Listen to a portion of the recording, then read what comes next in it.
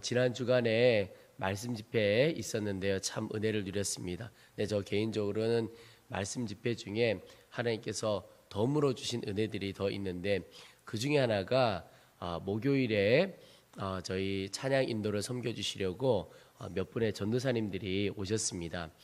그런데 그때 그분들과 함께 오셨던 전도사님 중에 양효선 전도사님이라고 하는 분이 함께 왔습니다. 우리 선한목자교회의 전도사님들이셨는데 제가 찬양 인도 좀 부탁을 드려서 오실 때 양효선 전도사님이 함께 오셨는데 제가 양효선 전도사님 보고 너무 감격을 하고 하나님 살아계시구나 하는 것을 다시 한번 크게 느꼈습니다. 왜냐하면 양효선 전도사님이 불과 몇 달 전이죠. 심장이 멎는 일이 있었습니다. 그래서 심장이 멎어서 선한목자교회 안에서도 기도하고 또 저희 교회에도 연락이 와서 그 담당 목사님 꼭 교회에서 기도해 주시면 좋겠습니다. 그래서 저희 교회에서도 또 중보기도팀에서 정말 하나님 이 젊은 전도사님 살려주셔서 다시 한번 주의 사역 감당할 수 있도록 힘주시면 좋겠습니다. 그랬습니다. 여러분, 심장이 멎은 사람이 어떻게 다시 살아나기가 쉽겠습니까? 그런데 정말 온 교회가 기도하고 성도들이 기도하고 정말 살아나서 그런데 그냥 회복됐다는 얘기는 들었는데 그날 이 자리에 같이 온 거예요. 그래서 제가 그 어떤 것보다도 참 기쁘고 감격이 되더라고요. 또 어제도 우리가 참 기쁨의 예배를 드리고 했는데요. 어제 우리가 같이 2부 예배 때 인사도 나눴지만 한기영 성도님이 오셔서 함께 예배를 드렸습니다. 예배 때 소개도 해드렸는데 우리 한기영 성도님 투병생활 암투병하고 계신데 얼마 전에 제가 병원에 정말 중환자실에 다녀왔습니다. 근데 얼굴은 정말 말할 수 없이 부었고 열은 떨어지지 않았고 정말 병원에서는 병원에서 할 수 있는 게 더 없다. 그래서 대구로 가시면 좋겠다. 이렇게까지 얘기를 하셨던 분이십니다. 가서 기도하고 왔고 그리고 우리 교회가 계속해서 하나님 우리 사랑하는 성도님 다시 이 예배당에 와서 우리가 함께 예배할 수 있는 그날을 허락해 주시면 좋겠습니다. 그렇게 기도했잖아요 우리가. 그런데 정말 어제 예배 때 그분이 오신 겁니다. 제 가운데 너무 큰 감격이 되고 감사가 되어지더라고요. 한 분은 뭐 거의 죽었던 분이시고 죽어가던 분이시죠. 그런데 하나님께서 저희들 기도 가운데 응답해 주셔서 회복시켜 함께 예배하게 하신 것 너무나 감격이었습니다. 여러분, 하나님은 지금도 살아계셔서 역사하시는 분이십니다. 죽은 자를 살리시고 눈먼 자를 보게 하시고 앉은 병이 일으켜 주시고 우리의 삶의 모든 문제에 해답이 되시고 풀어주시는 분이 우리 하나님이십니다. 우리 안에 그런 간증, 감격이 늘 넘쳐나게 되기를 주의 이름으로 축원합니다. 오늘 본문에 보면 다윗이 주변 국가들을 이방 종족들을 정복해가는 장면이 나옵니다. 그 장면을 이렇게 표현합니다. 1절에 그 후에 다윗이 블레셋 사람들을 쳐서 항복을 받고 블레셋 사람들의 손에서 가드와 그 동네를 빼앗고 그 이후에 보면 다윗이 이제 그 다윗 왕국을 확장해가는 주변 나라들을 정복해가는 이야기들이 나오는데 여기 1절에 제일 처음에 시작할 때 그 후에라고 이렇게 표현하고 있습니다. 여러분 어느 때 다음에 다윗이 이런 일을 했는가를 살펴보아야 하는 거죠. 이 그 후에라고 하는 것은 요 앞 본문에 보면 어떤 내용들이 나오냐면 하나님께서 다윗에게 너의 나라가 세워지고 강해질 것이다. 이런 약속의 말씀을 주십니다. 그리고 다윗이 그 약속의 말씀을 붙들고 감사로 그 약속의 말씀을 받는 장면이 나옵니다. 그러니까 요 앞부분은 다윗의 감사 기도의 내용들이 나옵니다. 그리고 그 감사 기도한 후에 다윗이 그 약속의 말씀을 붙들고 블레셋도 치고 모압도 치고 이방 민족들을 정복해 갔다 하는 이야기가 나옵니다. 여러분 이 그 후에가 참 중요한데요. 다윗이 정복해 갔던 가드라고 하는 땅은 블레셋 땅의 일부인데 여기는 사실 어떤 땅이냐면 골리앗의 고향입니다. 그리고 다윗이 사울에게 쫓겼을 때 도망가서 아주 비참하게 살았던 곳, 그런 곳이 가드입니다. 그곳에서도 살아남기가 쉽지 않았던 그런 우여곡절들이 있었던 사연이 있던 것이죠. 근데 결국 하나님의 약속대로 다 다윗 왕국 이스라엘 땅이 다 되어버리죠. 하나님의 약속이 실현된 땅이 되어지는데, 이것이 우리에게 무엇을 말씀하고 있냐면 지금 우리가 살아가는 삶도 똑같다는 겁니다. 늘 전쟁을 해가는데 이 다윗이 살던 시대는 실제 전쟁을 해갔지요. 그런데 이것이 지금 우리가 살아가는 성도들에게는 영적인 전쟁을 그대로 보여주는 것입니다. 영적인 전쟁에는 두 가지가 있죠. 하나는 한 성도의 마음 안에, 심령 안에 하나님의 나라가 세워져 가는 그런 내적인 영적인 전쟁이 있고, 또 하나는 외적인 전쟁이 있습니다. 우리가 살고 있는 이 땅에 하나님의 나라가 확장되어 가는 것입니다. 그것은 가정이기도 하고 일터이기도 하고 이 나라이기도 합니다. 이런 곳에서 우리가 살아가는 모든 곳에서 하나님의 나라를 확장해 가는 일이 외적인 전쟁이라고 할 수 있는데, 이 영적인 전쟁은 우리가 살아가는 모든 곳에서 일어나는데요. 근데 하나님께서는 이 영적인 전쟁에 승리를 주십니다. 반드시 이기게 하시고 하나님의 나라는 확장되어 갑니다. 그런데 하나님께서 이 전쟁에서 승리를 주시는 패턴이 있다는 겁니다. 그게 뭐냐면, 먼저는 하나님께서 성도들에게 약속을 주십니다. 이 전쟁에 이기게 될 것에 대한 승리의 약속을 주십니다. 다윗에게 그 약속을 주셨어요. 그리고 성도들이 하나님께서 주신 그 약속을 감사로 받고 그 약속을 붙들고 기도하는 것입니다. 근데 여기까지가 끝이 아니고, 그리고 기도한 후에 실제로 그 약속의 말씀이 성취되도록 행동하는 것입니다.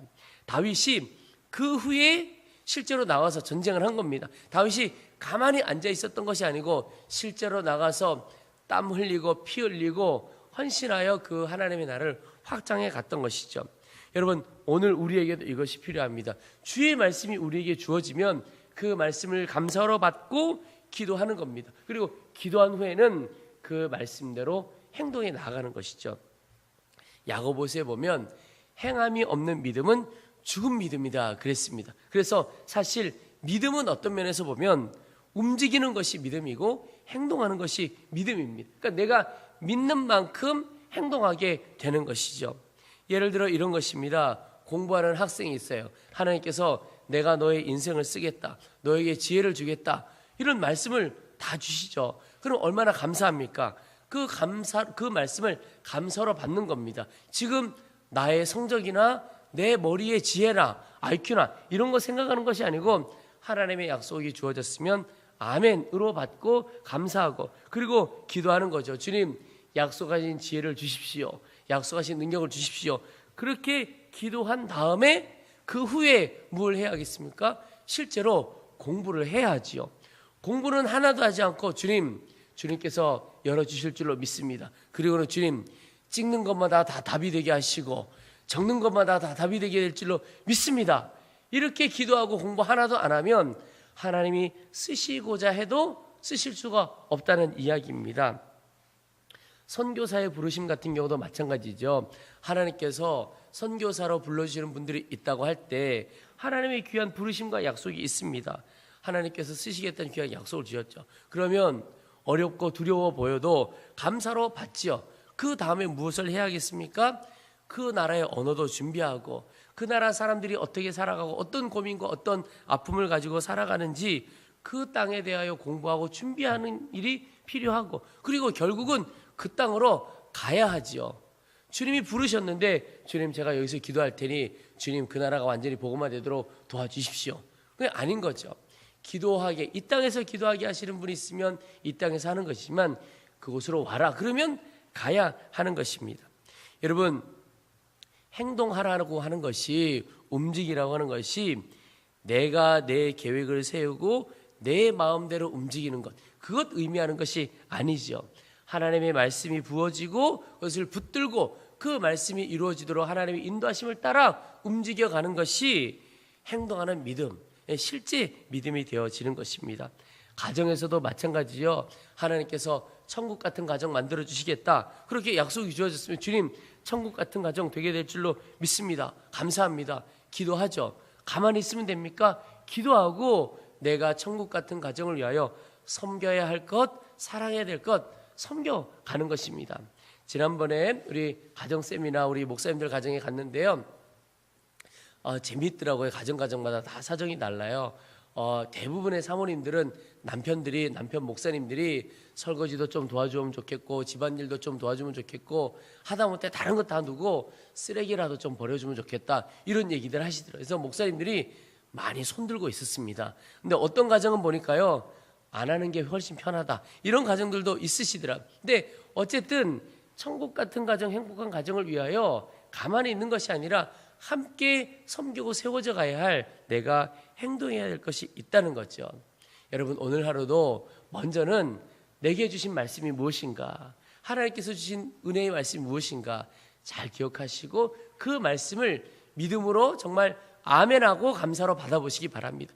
그 다음에는 하나님 이 일이 어떻게 이루어질까요? 함께 기도하고 나아가 보시, 실제로 행동해보는 믿음의 사람이 되시기를 주의 이름으로 축원합니다. 오늘 말씀을 읽다가 한 구절 참 부러운 말씀이 나옵니다. 6절 말씀에 다윗이 다메섹 아람에 수비대를 두매 아람 사람이 다윗의 종이 되어 조공을 바치니라. 다윗이 어디로 가든지 여호와께서 이기게 하시니라. 아멘.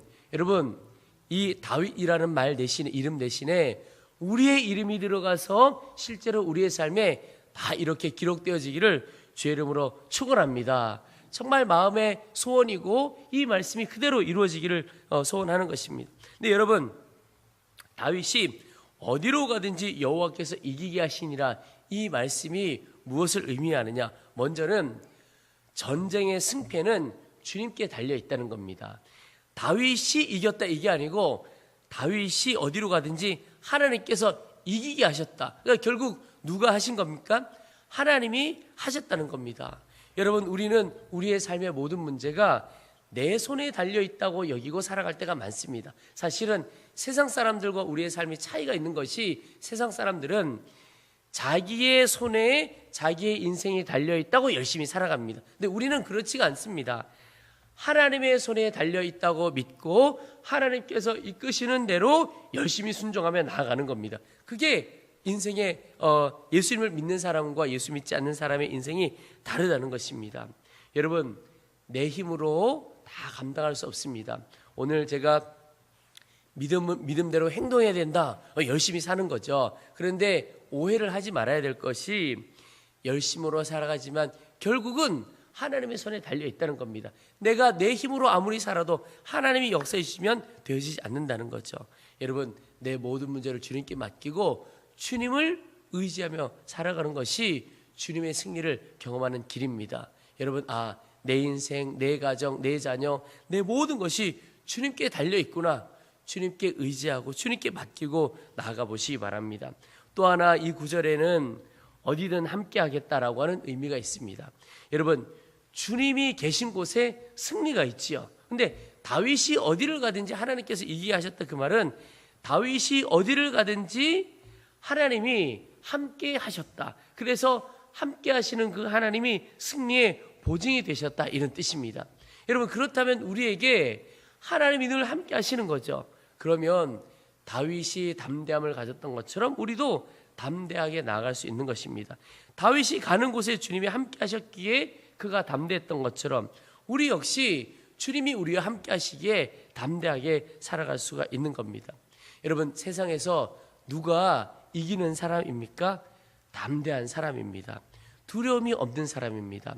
여러분, 싸움도 이렇게 싸움을 주로 업으로 삼고 살아가는 사람들이 있잖아요. 근데 그런 사람들 중에서도 정말 무서운 사람이 어떤 사람이냐면 두려움 없는 사람입니다. 그냥 죽으면 죽으리라, 이렇게 무서울 게 없이 덤비는 사람, 이런 사람은 정말 피해야 합니다. 그가 어떤 무기를 가지고 있느냐, 힘이 얼마나 세냐, 별로 상관없습니다. 그냥 두려움 없이 덤비는 사람, 겁 없는 사람이 진짜 무서운 사람이죠. 근데 주님이 오늘 우리에게 내가 너와 함께 하겠다, 두려워하지 말라, 이렇게 말씀하고 있는 것입니다. 여러분, 우리와 함께 하시는 주님이 어떤 분이십니까? 전능하신 하나님이시죠. 죽은 자를 살리시고 말씀 한마디로 천지를 지으신 그 하나님이 우리와 함께 하십니다. 여러분, 내 형편이, 오늘 우리가 살아가는 형편이 여러 어려움이 있을 수 있습니다. 그런데 하나님이 그 모든 어려움을 능히 넘어서 이기게 하시는 분이 우리 주님이십니다. 그분이 우리를 사랑하고 계십니다. 그래서 사도 바울의 고백이 우리를 사랑하시는 이로 말미암아 우리가 넉넉히 이기느니라. 이 승리는 주님께 달려 있고 주님이 우리와 함께 하심으로 우리가 담대하게 그 승리를 맛볼 수가 있는 것이죠. 여러분, 오늘 하루도 우리와 함께 하시는 전능하신 하나님을 바라보므로 담대하게 살아가고 승리를 경험하는 귀한 하루 되시기를 주의 이름으로 축원합니다. 우리 이제 말씀 붙들고 기도하겠습니다. 하나님, 이제 하나님의 약속의 말씀이 주어질 때 감사함으로 받고 믿음으로 행하는 자가 되어지도록 도와주옵소서. 하나님, 멈춰서 있는 자가 아니라 믿음으로 행하며 섬기며 나아가는 자 되어지도록 도와주옵소서 기도하겠습니다. 두 번째는 하나님, 오직 모든 것이 주님께 달려있음을 믿고 주님께 모든 삶을 맡기고 주님만 의지하며 살아가도록 도와주옵소서. 마지막으로 하나님, 전능하신 하나님이 함께 하시는 것을 믿습니다. 함께 하시는 주님을 바라보고 그로 인하여 담대하게 살아가고 주님 주시는 승리를 경험할 수 있도록 도와주옵소서. 우리의 주의 이름을 한번 부르고 간절한 마음으로 함께 기도하겠습니다.